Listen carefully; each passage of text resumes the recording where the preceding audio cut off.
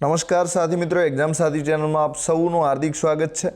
જે ભારતીય ચૂંટણી પંચ એટલે કે ઇલેક્શન કમિશન ઓફ ઇન્ડિયા દ્વારા જે ખાસ સઘન સુધારણા કાર્યક્રમ એટલે કે સર કાર્યક્રમ ચાલે છે, તો આ કાર્યક્રમ કેમ ચાલુ કરવામાં આવ્યો છે, એમાં શું શું કામગીરી બીએલઓએ કરવાની છે, શું કામગીરી મતદારે કરવાની છે, પછી કેટેગરીઓ કઈ રીતે એમાં 6 કેટેગરી પડે છે, પછી બીએલઓ એપમાં બીએલઓએ કામગીરી કઈ રીતે કરવાની છે, ईएफ डिस्ट्रीब्यूशन कई रीते बतावानुं छे, कलेक्टेड कई रीते बतावानुं छे, पछी आगळना समयमां आमां शुं शुं कामगीरी थशे, कया कया पुरावा जमा करावाना छे, तो तमाम चर्चा आपणे विडियोमां करी रह्या छीए। तो विडियो मतदारोने बीएलओ जे छे अचूक जोई शके छे। तो हवे आ जे कार्यक्रम छे ए खास सघन सुधारणा कार्यक्रम छे, एटले के जे मतदार यादी छे एमां सुधारा करवा माटे आ कार्यक्रम चाले छे। હવે આ જે કાર્યક્રમ છે ભારતના અત્યારે કુલ 12 રાજ્યોમાં ચાલુ કરવામાં આવ્યો છે। તો મતદાર યાદી જે અત્યારે 2025ની મતદાર યાદી છે એમાં ઘણા બધા અવસાન પામેલા હશે, તો એમાં ઘણા બધા મતદારો એવા હશે કે કાયમી સ્થળાંતર કરીને જતા રહે, એટલે કે જે મતદાર યાદીમાં નામ છે ત્યાં ના રહેતા હોય, પછી ગેરહાજર હોય, 6 મહિના કરતાં વધુ સમયથી એ જગ્યા પર ના હોય, एक करता वधु जग्याए नाम हो तो महिला मतदार हो तो पीयर में नाम हो ने ससरा में पण नाम हो ने अत्यारे हयात हाजर हो, तो आवा 5 प्रकारना मतदारों ने ओळखवा माटे आ कार्यक्रम चाले छे। हवे जे साचा मतदार छे एनुं नाम हयात छे ए बधा साचा छे, तो एमनुं नाम मतदार यादीमां रहेशे। ज्यारे अमुक मतदारो एवा छे के अवसान पामेला छे, अहींथी कायमी जग्या छोड़ीने बीजे रहेवा माटे जता रह्या छे, વધારે સમયથી ગેરહાજર રહેતા હોય ને એક કરતાં વધારે જગ્યાએ એમનું નામ ચાલતું હોય, તો એક જગ્યાએ નામ કરે, ગેરહાજર રહેતા હોય તો એમની ઈચ્છા હોય તો નામ છે એમાં જ્યાં રહેતા હોય ત્યાંનું ચૂંટણી કાર્ડ કઢાવે, કાં તો અહીં રાખવા માંગતા હોય તો અહીં રાખે, જે કાયમી સ્થળાંતરને અવસાન છે એમનું નામ મતદાર યાદીમાંથી નીકળે। તો આમ સુધારણા કરવા માટેનો આ કાર્યક્રમ છે। હવે आ नाम सीधा नहीं निकले तो तमारी पासे हजू आना पछी पण पुरावा मांगवामां आवशे।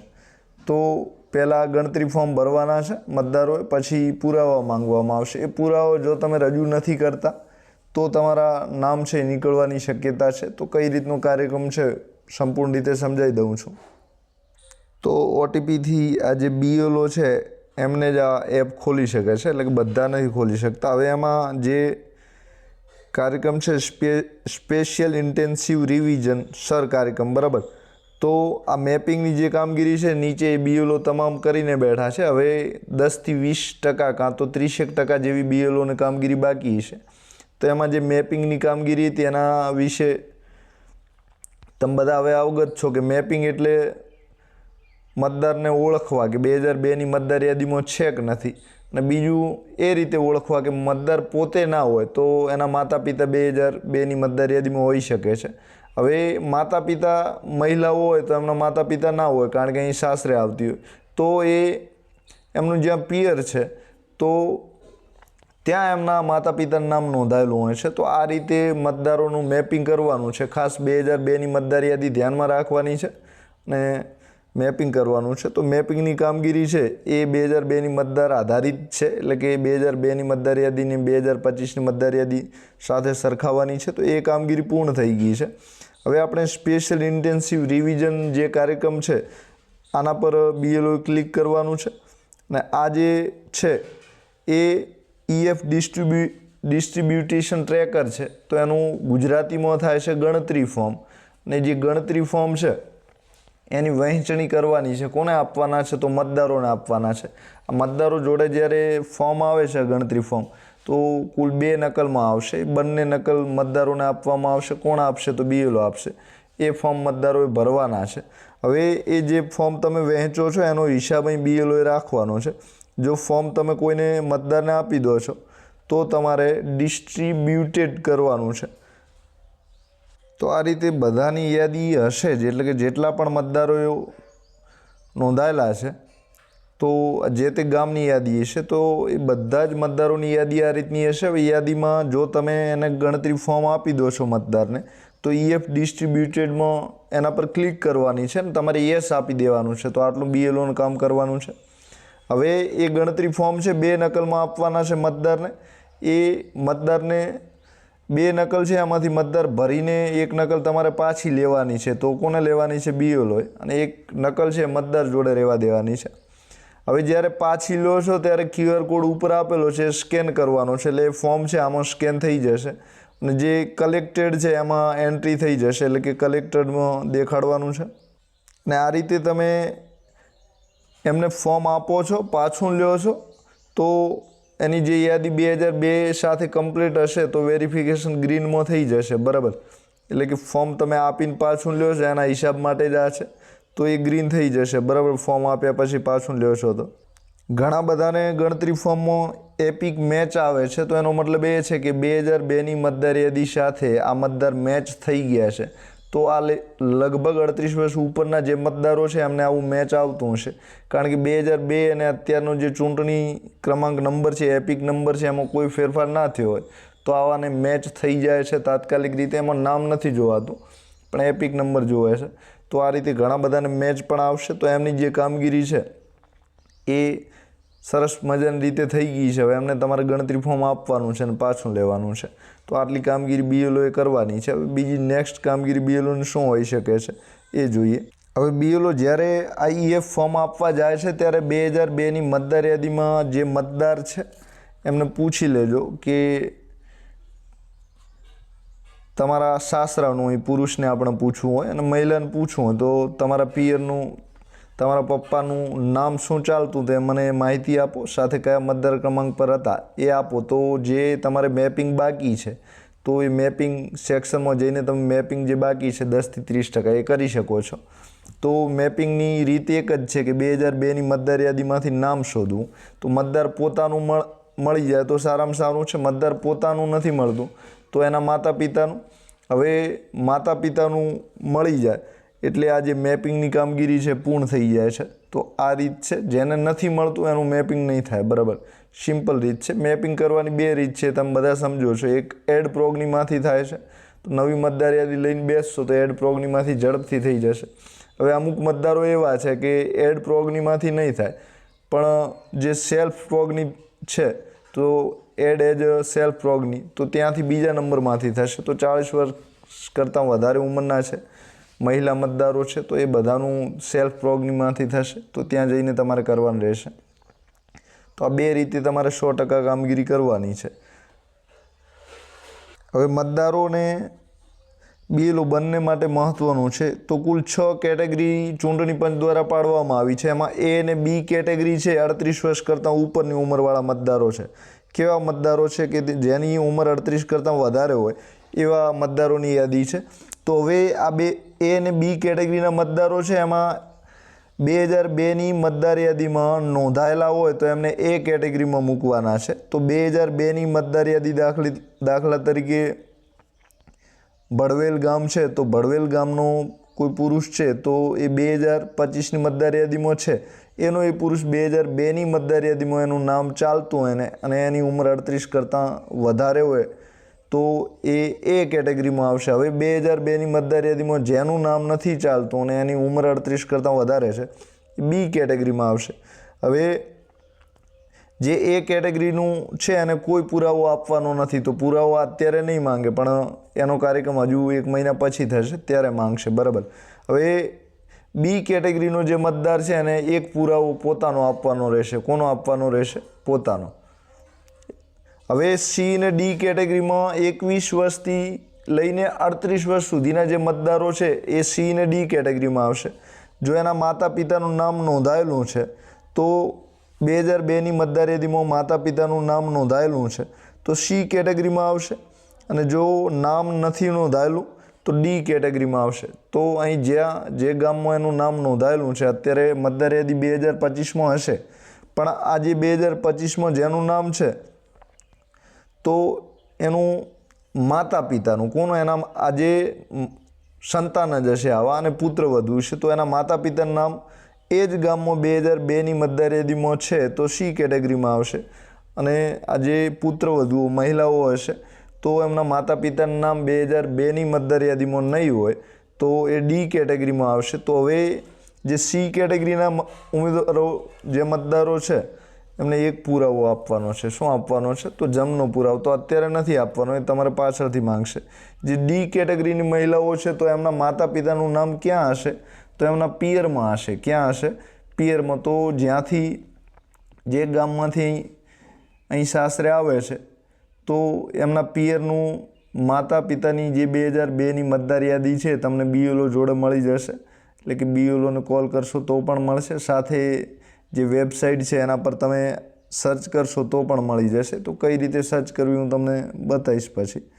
તો એમને ત્યાંથી 2002ની મતદાર યાદીમાંથી તમારા માતા પિતાનો, કાં તો માતા કે પિતા બેમાંથી એકનો, માતા પિતાનો ના હોય તો દાદા દાદીનો પણ ચાલે, મતદાર ક્રમાંક લાવવાનો છે. અને આ મતદાર ક્રમાંક તમે લાવો છો અને ભાગ નંબર લાવો છો.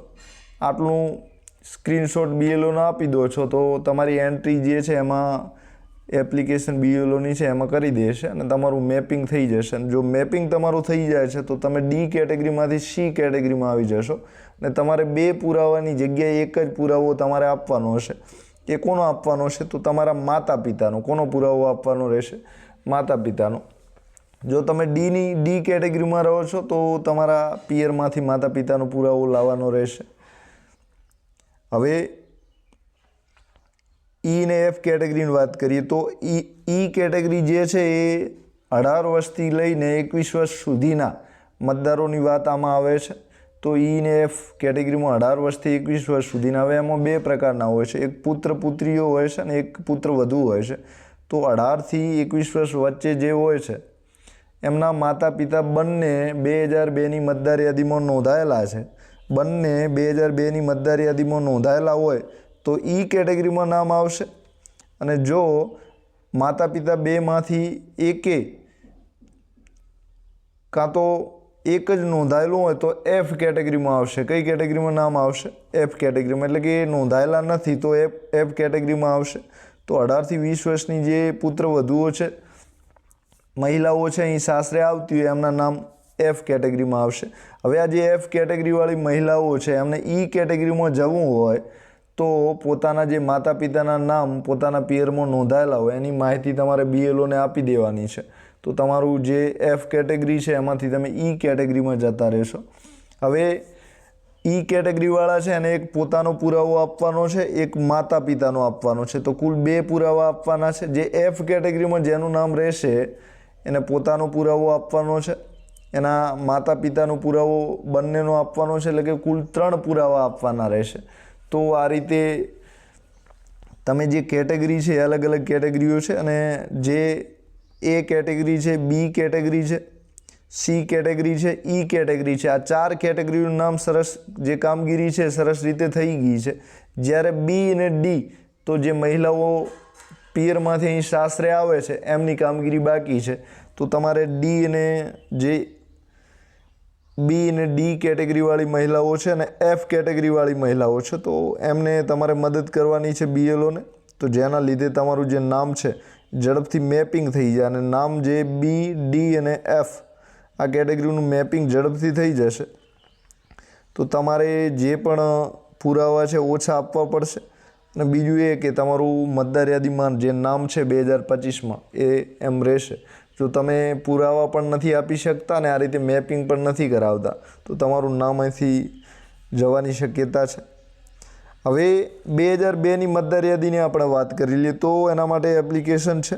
તો આ જે એપ્લિકેશન છે erms.gujarat.gov.in. તો ત્યાંથી અહીં માતા પિતા જ સર્ચ થશે. જે તે માતા પિતા સર્ચ કરવાના છે. 38 વર્ષ કરતાં ઉપરના મતદાર હોય તો પોતાનું પણ સર્ચ કરી શકે છે. તો આ જે વેબસાઇટ છે એની તમારે મુલાકાત લેવાની છે ને ત્યાંથી તમે જે છે એ સર્ચ કરી શકો છો. તો આ વેબસાઇટ પર ગૂગલ પર જઈને સર્ચ કરો તો આ વેબસાઇટ આપેલી છે 2002ની. અહીં તમે બધી માહિતી તમને મળી જશે. તો વિધાનસભાની જે સંખ્યા, વિધાનસભા 2002માં જે નંબર હોય તમારો એ લખવાનો છે. એ લખ્યા બાદ દાખલા તરીકે હું તમને ડેમો સમજાવી દઉં છું એકાદ, એટલે ખબર પડી જાય. હવે આ 95 વાવ તમે પસંદ કરી. હવે એમનું અટકને નામ તમને ખબર હોય તો તમે અટક અને નામ ઉપરથી શોધી શકો છો. તો 2002ની આમાં માહિતી માંગશે તો એ પ્રમાણે નામ શું ચાલતું તે ચૂંટણી કાર્ડમાં, જૂના ચૂંટણી કાર્ડમાં જોઈ લેવું અને એ પ્રમાણે તમે શોધી શકો છો. અહીં સંબંધીનું નામ લખવાનું છે. તો ચૂંટણી કાર્ડમાં જે પ્રમાણે હોય એ પ્રમાણે લખવાનું છે. અને અહીં તમે જે આ કેપ્ચા લખેલો છે એ અહીં લખવાનો છે. અને પછી અહીં સર્ચ કરશો તો આ રીતે તમને માહિતી એમની મળી જશે. તો એમાં જે મતદાર ક્રમાંક આપેલો છે એ તમારે શોધવાનો છે. હવે તમારે નામથી નથી શોધવું અને ઓળખ કાર્ડ નંબરથી શોધવો છે. તો 2002ની મતદાર યાદીનું જે જૂનું ચૂંટણી કાર્ડ છે એનો જે ઓળખ કાર્ડ નંબર હોય ત્યાંથી પણ તમે અહીં શોધી શકો છો. તો અહીં જિલ્લો પસંદ એટલે કે તમારો જે વિધાનસભા છે તમારો જિલ્લો પસંદ કરવાનો છે. તો ઉપર અહીં જે ઓળખ કાર્ડ નંબર આપેલો છે એમાં જિલ્લો પસંદ કરવાનો છે જે જિલ્લામાં રહેતા હોય. અને એ જિલ્લો પસંદ કર્યા બાદ દાખલા તરીકે બનાસકાંઠામાં રહે છે અને પછી એમનો અહીં ચૂંટણી કાર્ડ નંબર કયો તો 2002 વખતે ટૂંકમાં જે જૂના ચૂંટણી કાર્ડ હોય એનો નંબર આમાં લખવાનો છે. અને પછી કેપ્ચા કોડ લખશો તો આ રીતે તમે સર્ચ કરવા માંગતા હો તો સર્ચ પણ કરી શકો છો.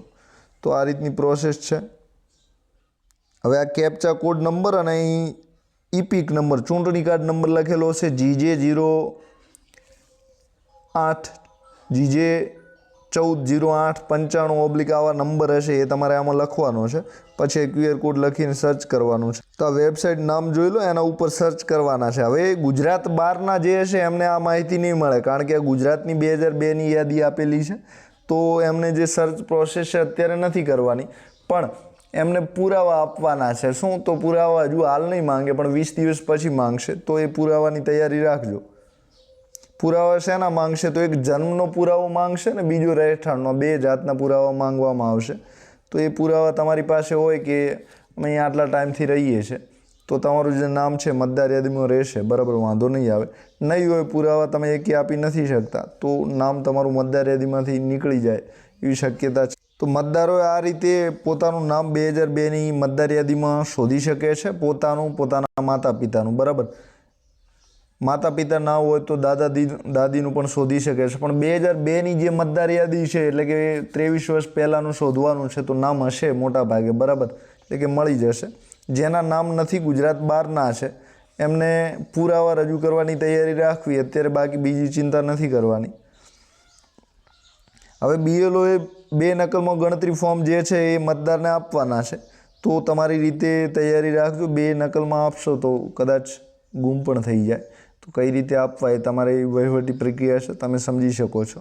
તો એક ફોર્મ તમે આપો, એક તમારી પાસે રાખો. તો કાયદેસર 2 ફોર્મ આપવાના છે. એમાંથી એક તમારે પાછું મેળવવાનું છે ને એક મતદારની પાસે રહેવા દેવાનું છે.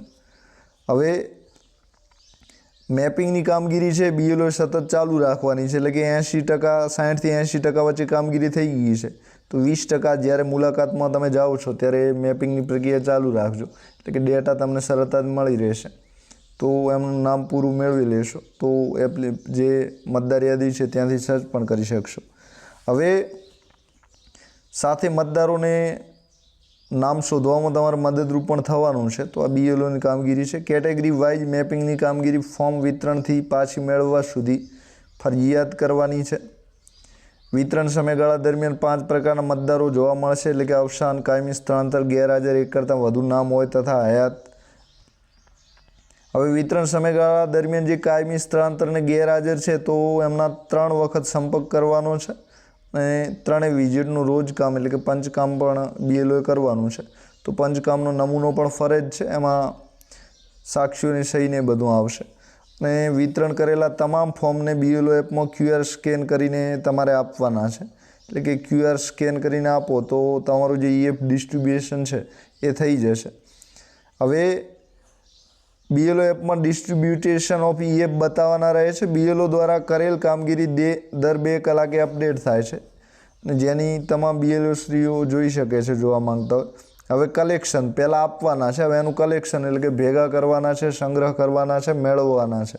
તો ગણતરી ફોર્મ પરત મેળવતી વખતે બંને ફોર્મ ભરેલા હોવા જોઈએ. એક ફોર્મ BLO પોતાની પાસે રાખશે અને એક ફોર્મ જે છે એ મતદારને આપશે. તો જે BLO છે એમાં સહી પણ કરવાની છે. એક ફોર્મ મતદારને આપવાનું છે, એક પોતાએ લેવાનું છે. હવે મતદાર પાસે ફોર્મ કેમ રહેશે? તો મતદારને જ્યારે પુરાવા આપવાના રહેશે ત્યારે ફોર્મ કામ લાગશે. તો મતદારે પણ આ ફોર્મ સાચવવાનું છે. નીચે BLOની સહી કરેલી છે. ગણતરી ફોર્મ પરત મેળવતી વખતે મતદાર પાસેથી કોઈ પુરાવો મેળવવાનો રહેતો નથી. એટલે કે અત્યારે પુરાવાની કામગીરી નથી કરવાની. દૈનિક પરત મેળવેલ ગણતરી ફોર્મની BLO એપમાં ગણતરી પણ રાખવાની છે. તો બધી BLOની કામગીરી છે. હવે ફોર્મ મેળવો છો ત્યારે પણ તમારે સ્કેન કરવાનું છે અને તાજેતરનો જે ફોટો છે એ બંને અલગ અલગ અપલોડ કરવાના છે. એનો મતલબ એ છે કે આ ફોર્મ અને ફોટો અપલોડ કરવાના થાય છે તો એની ડિટેલ પણ આપણને મળી જશે. તો એ કામગીરી પણ તમારે કરવાની છે. હવે તમામ ગણતરી ફોર્મ કેટેગરી વાઇઝ ફાઇલિંગ પણ કરવાનું છે.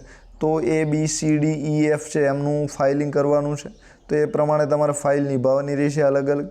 મતલબ કે એક જ ફાઇલમાં પહેલાં A કેટેગરીના ભેગા કરો, પછી B ના કરો, C ના કરો, તો એ પ્રમાણે પણ થઈ શકે છે.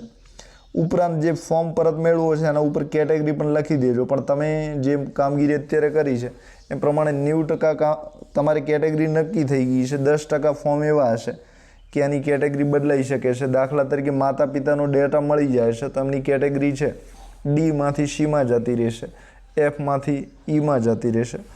તો કેટેગરી પણ અત્યારે બદલાઈ જશે. તો એ બદલાઈ લેજો તો તમારી કામગીરી છે ઘણી બધી સરળ થઈ જશે. એના પછી વેરિફિકેશનની જે પ્રક્રિયા છે એ ચાલુ થશે. તો વેરિફિકેશન જે કચેરી છે એ CRC મુકામે થવાની છે. હવે મતદાર યાદી જે છે એનો ડ્રાફ્ટ, કાચો ડ્રાફ્ટ પણ પ્રસિદ્ધ થશે. એટલે કે મતદાર યાદીની કામગીરી છે એ ચાલુ થઈ ગઈ છે ને એમાં મતદારોનું નામ બીજા એડ કરવા છે, નવા ફોર્મ ભરવા છે, નવા ચૂંટણી કાર્ડ કઢાવવા છે. તો એની જે પ્રક્રિયા છે એ ડિસેમ્બર મહિનામાં 9 તારીખથી ચાલુ થઈ રહી છે, બરાબર, ને જાન્યુઆરી મહિના સુધી ચાલશે.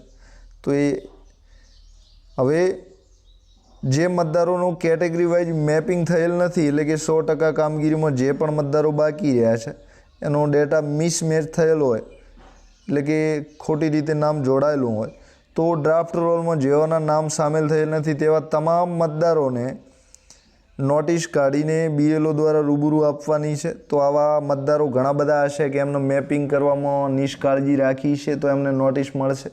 એ નોટિસમાં BLOએ એમને આપવાની છે અને જે પુરાવા છે એ કલેક્ટ કરવાના છે. તો આ જે પુરાવા મતદાર નથી આપી શકતો તો એમનું નામ ઉડી જશે. તો આવી નોટિસ મતદારને ન મળે એના માટે અત્યારથી મેપિંગ કરાવી લેવાનું છે. એટલે કે અત્યારે તમે લાલ ચિહ્ન હશે એમાં લીલું થઈ જાય, તમારે મેપિંગ થઈ જાય તો તમારી કામગીરી છે મતદારની BLOની બંનેની ઘટી જશે. નક્કી કરેલ સમયમાં મતદાર પોતે અથવા પોતાના કુટુંબના નામો દાખલ કરાવવા માટે માન્ય કરેલા જરૂરી આધાર પુરાવા નક્કી કરેલા સ્થળે તથા સામે રજૂ કરવાના રહેશે. એટલે કે તાલુકા લેવલે તમે મેપિંગ નથી કરાવ્યું, BLO માંગી માહિતી નથી આપી, તો તમારે જે તમારા તાલુકાની કચેરી છે ત્યાં પુરાવા લઈને જવું પડશે. તો જ તમારું નામ મતદાર યાદીમાં નોંધાશે, ચાલુ રહેશે. નહીં તો નામ તમારું રદ થઈ શકે છે. એટલે એ તમારે ખાસ કાળજી લેવાની છે. તો આ જે પંચ રોજ કામ છે એ તમે રોજ BLO કરતા હોય છે એટલે એમને ખબર જ હોય છે. તો આ રીતે 3 વખત કરવાનું છે. તો કોનું જે ગેરહાજર હોય એમના માટે લાગુ પડે છે. હવે ગણતરી ફોર્મ છે એ કુલ 4 ભાગમાં છે. તો જે પ્રથમ નંબરનો ભાગ છે અહીં તમે જોઈ શકો છો. તો આ ગણતરી ફોર્મ 2 નકલમાં દરેક મતદારોને મળશે. તો આ જે ફોર્મ છે એમાં પહેલું, બીજું, ત્રીજું અને ચોથું.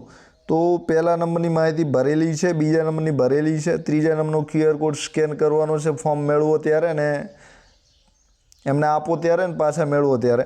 અને આ ફોટો છે અને એક બાજુમાં ફોટો દરેક મતદારે પોતાનો નવો ફોટો અહીંયા આપવાનો છે, જેના લીધે ચૂંટણી કાર્ડમાં આવો નવો ફોટો અપડેટ થઈ શકે. તો આ 4 કોલમ જે તે મતદારને લાગુ પડે છે. હવે નીચે આ ભાગ બીજા નંબરનો છે, પછી આ ત્રીજા નંબરનો ભાગ છે ને ચોથા નંબરનો, કુલ 4 ભાગ પાડેલા છે. કેટલા ભાગ છે? 4. તો પ્રથમ ભાગમાં એક ફોટો ચોંટાડવાનો છે. બીજા ભાગમાં જે BLO છે અને બીજા ભાગમાં જે પ્રથમ ભાગમાં ફોટો, હવે બીજો ભાગ છે એમાં જે મતદાર છે એને પોતાની જન્મ તારીખ લખવાની છે. તો જે સાચી જન્મ તારીખ હોય એ અહીં લખવાની છે. એટલે કે સાચી જન્મ તારીખ એના ચૂંટણી કાર્ડમાં હશે જ, બરાબર. એ ના હોય તો બીજી રીતે તમે લખવા માંગતા હો તો પણ લખી શકો છો. ત્રીજા નંબરે આધાર નંબર લખવાનો છે. તો અહીં આપેલો છે, તો આધાર નંબર હોય તો લખી શકે છે મતદાર. પછી એમનો મોબાઈલ નંબર અહીં લખવાનો છે. પછી પિતા અને વાલીનું નામ, તો જે પણ મતદાર છે એના પિતાનું નામ લખવાનું છે અને વાલી તરીકે પતિનું નામ ચાલતું તો પતિનું પણ લખી શકો છો. પછી પિતા અથવા વાલીનો જે ઓળખપત્ર નંબર છે, મતદાર એપિક નંબર છે, એ અહીં લખવાનો છે. તો મતદાર યાદી છે એમાંથી તમને આ બધું મળી જશે. તો તમારી પાસે 2025 અને 2002ની મતદાર યાદીઓ રાખજો. મતદારનું નામ, હા, હવે પહેલી પિતાની માહિતી હતી, હવે માતાની માહિતી માંગે છે. તો માતાનું નામ લખવાનું છે. માતાનો જે ચૂંટણી કાર્ડ નંબર છે, એપિક નંબર છે, એ લખવાનો છે. આ નંબર તમે બધા જાણો છો કે જમણી બાજુ આપેલો હોય છે. માતાનો મતદાર ઓળખપત્ર નંબર છે એ લખવાનો છે. હવે એના પછી જીવનસાથી, પતિ પત્ની હોય તો એનો પણ મતદાર ક્રમાંક લખવાનો છે. તો આટલી વિગતો છે. તો આ મતદારે પોતાના વિશેની વિગતો છે.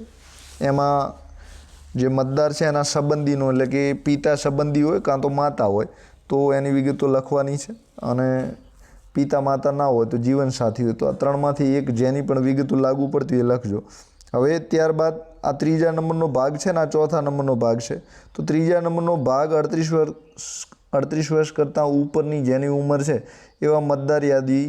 એવા મતદારો જો 2002ની મતદાર યાદીમાં નોંધાયેલા છે, દાખલા તરીકે કરશનભાઈ છે ને કરશનભાઈ 2025ની મતદાર યાદીમાં તો એમનું નામ હોય જ, ને આ જ મતદાર જો 2002ની મતદાર યાદીમાં પણ નોંધાયેલા હોય તો એમના વિશેની બધી વિગતો લખવાની છે. તો એ મતદારને પોતાનું નામ લખવાનું છે, એમનો ઓળખપત્ર નંબર લખવાનો છે, એના સંબંધીનું નામ, એટલે એ મતદાર યાદીમાં લખેલું જ હશે 2002ની. પછી સંબંધ શું છે, પિતા છે તમારા, પછી પિતા કે માતા જે હોય, દાદા દાદી, આ ચારમાંથી એક સંબંધ આવશે. પછી જિલ્લો, એ પણ 2002ની મતદાર યાદીમાં લખેલો જ છે. રાજ્યનું નામ પણ લખેલું છે.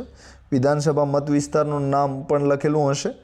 અને અહીં જે વિધાનસભા મત વિભાગનો નંબર છે, દાખલા તરીકે 95 વાવ ભાગ નંબર, દાખલા તરીકે 37 દેથળી કે જે ગામ હોય તે, અને અનુક્રમ નંબર તો જે 2002નો અનુક્રમ નંબર 107, 108, 109 આમ લાઇનસર જે નંબર હોય લખવાનો છે. હવે આ 2002ની મતદાર યાદીમાં જે મતદારનું નામ હોય એને આમાં ભરવાનું છે. કોઈ મતદારનું નામ નથી તો એના માતા પિતાની વિગતો છે એ આમાં તમારે લખવાની રહેશે. એટલે કે ગમે તેમાંથી માતાનું લખો કાં તો પિતાનું લખો, એ ના હોય તો દાદા દાદીને લખી શકો છો. તો આ રીતે એ વિગતો આમાં ભરવાની છે.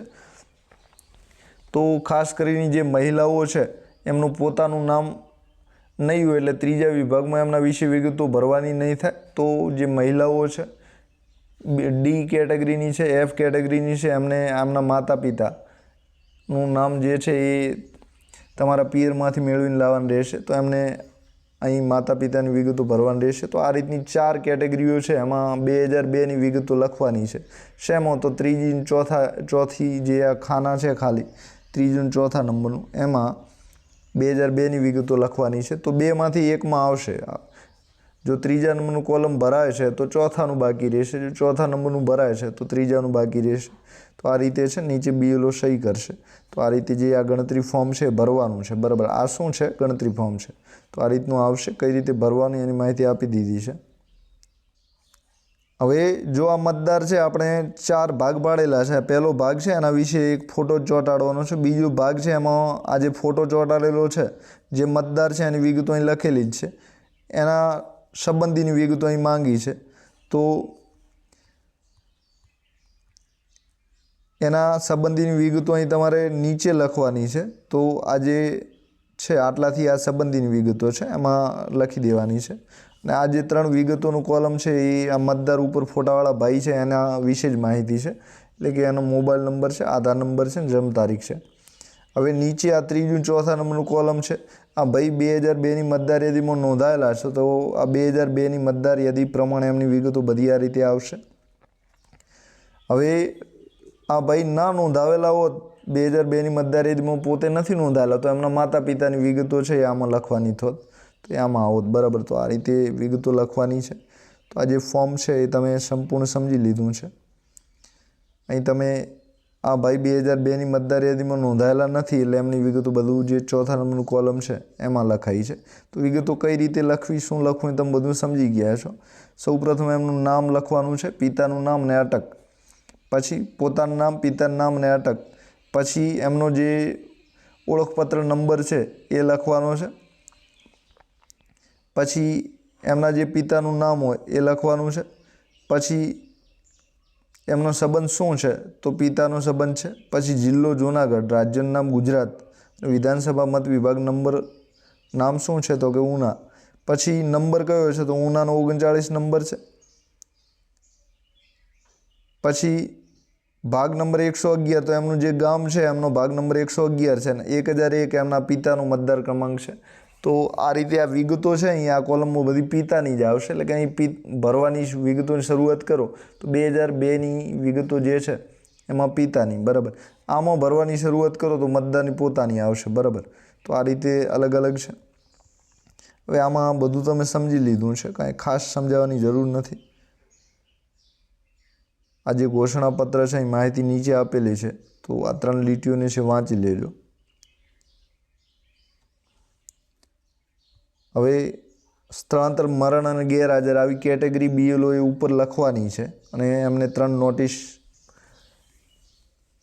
બજવણી પણ કરવાની છે અને એનું પંચનામ કરવાનું છે. તો BLOની કામગીરી છે.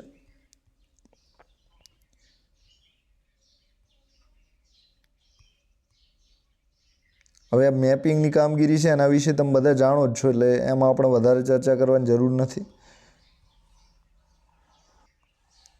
તો ટૂંકમાં આપણે બધી વસ્તુઓ સમજી લીધા છે. આ જે ખોટા મતદારો નોંધાયેલા છે, મરણ છે, સ્થળાંતર કરીને ગયા છે, ગેરહાજર છે, એમને કાઢવા માટે, નામ દૂર કરવા માટે આ કાર્યક્રમ છે.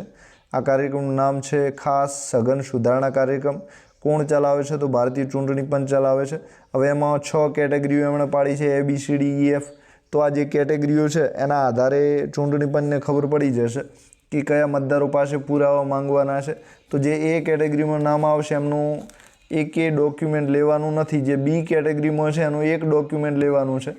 C કેટેગરીમાં જેનું નામ આવે છે એનું એક ડોક્યુમેન્ટ લેવાનું છે. D કેટેગરીમાં આવે છે એનું એક પોતાનું ડોક્યુમેન્ટ અને એક એના માતા પિતાનું, એટલે કે D કેટેગરીના 2 ડોક્યુમેન્ટ લેવાના છે. જે E કેટેગરીમાં છે એમનું મતદારનું એક ડોક્યુમેન્ટ આવશે ને એક મતદારના માતા પિતાનું આવશે, એટલે કે 2 ડોક્યુમેન્ટ લેવાના છે. જે F કેટેગરીમાં જે મતદારનું નામ આવે છે એની પાસે 3 ડોક્યુમેન્ટ લેવાના છે. તો એક મતદારનું પોતાનું, પછી એક એના માતાનું ને એક પિતાનું. તો આ રીતે ડોક્યુમેન્ટની જે પ્રક્રિયા છે એ પુરાવા તમારી પાસે માંગવામાં આવશે. તો અત્યારે માંગવામાં નહીં આવે, પણ એનું કામગીરી પછી ચાલુ થશે, એટલે કે 20 દિવસ પછી.